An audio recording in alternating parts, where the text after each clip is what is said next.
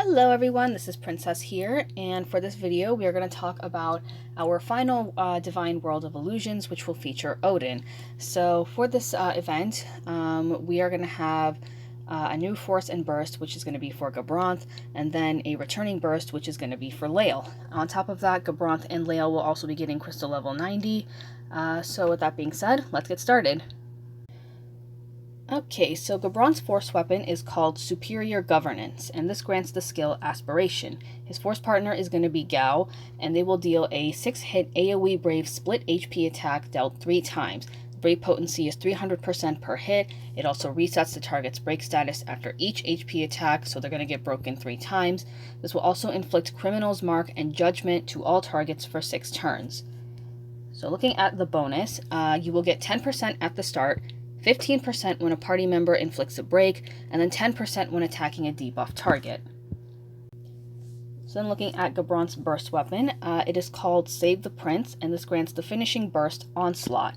So it is a 10-hit Brave HP attack dealt twice. The Brave potency is 80% for the first 10 hits, and then 100% for the last 10 hits. So then his burst effect is 8 turns. Now this one might be a little tricky to understand. So when you have his effect active and when the enemy has 4 debuffs, or when you use Enfeeblement from Judge Magister while you have his burst effect active, and then when the enemy has 4 debuffs, Criminal's Mark or Outlaw's Brand will change into Felon's Sentence. So then looking at the burst effect itself, so the burst effect raises the party's stolen Brave overflow, HP damage, and their Brave damage cap. So then looking at Felon's Sentence right here. So Felon's Sentence will lower attack by 80%.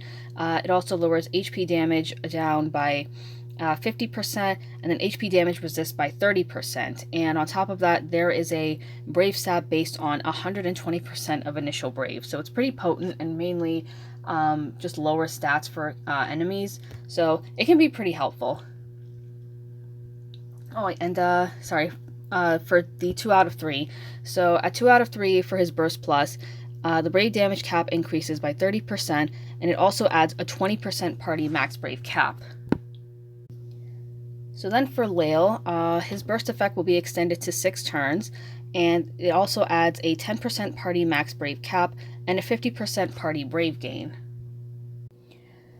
Okay, so for the boss, you are obviously going to be fighting Odin, and he has 110 million HP, and he has different effects based on bellicosity. So this is like level based basically, so at 0 levels, he's not going to have anything.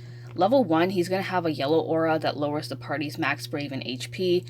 At level 2, he's going to have a red aura, and he also adds this 100% buff hit rate down. So when you apply buffs when he has the aura active, then you're not going to gain any buffs. And I found this out when I was catching up on Shinryu and JP, I used Terra for this fight, and when I used her LD, when he had the aura up, she did not get her LD buffs. So be careful when you're applying buffs.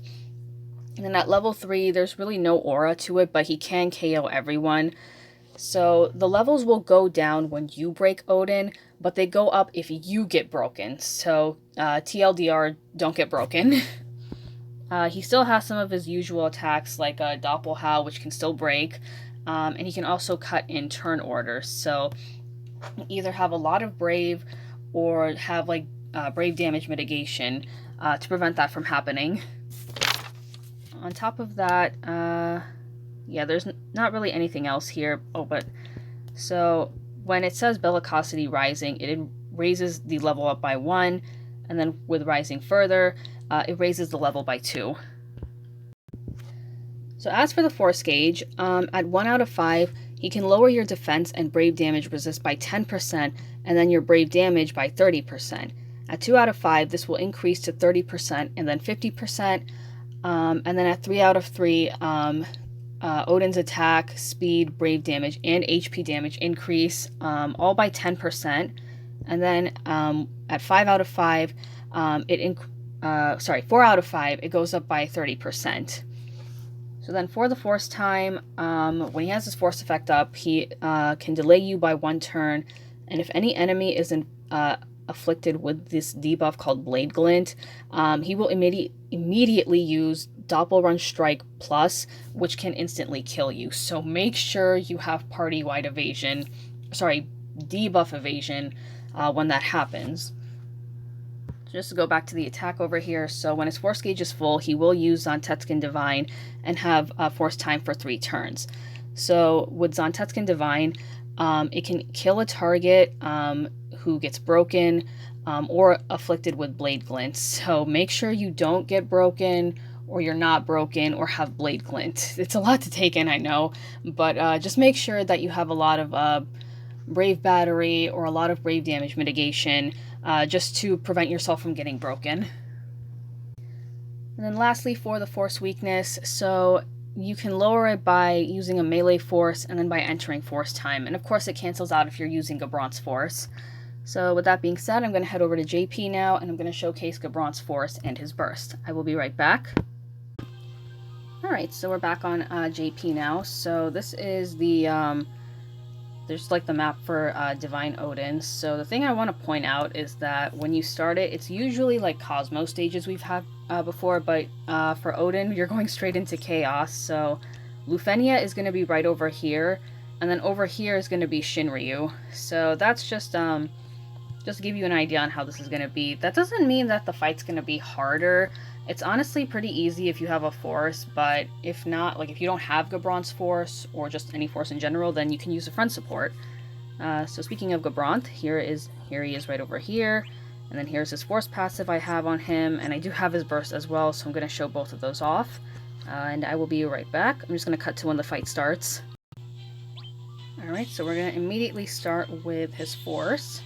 So here's Superior Governance, Aspiration. And the animation for this is pretty cool. So Gao is just copying everything that Gabranth is doing.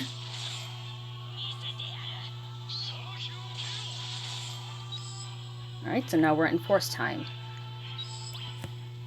Alright, so I'm just going to do a few debuffs with Pain and then Layle. And then I'm going to go straight into force time, the burst phase with Gabranth.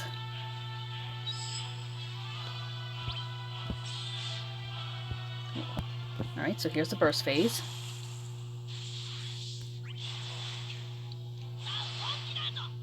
So I'm just gonna skip ahead to like the finishing burst. Alright, so here's the finishing burst.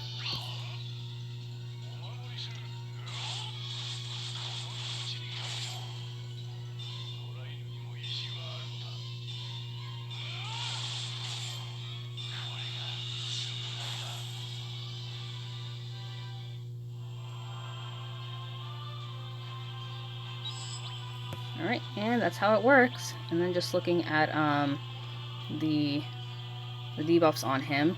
So we do have 4 on us, 4 on Odin. So now, if I can just go back to where it is.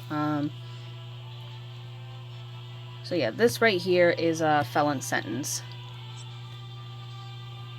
Alright, so that pretty much covers up everything for Gabranth's force and burst. So that is going to be it for this video. Thank you guys very much for watching. Be sure to like and subscribe.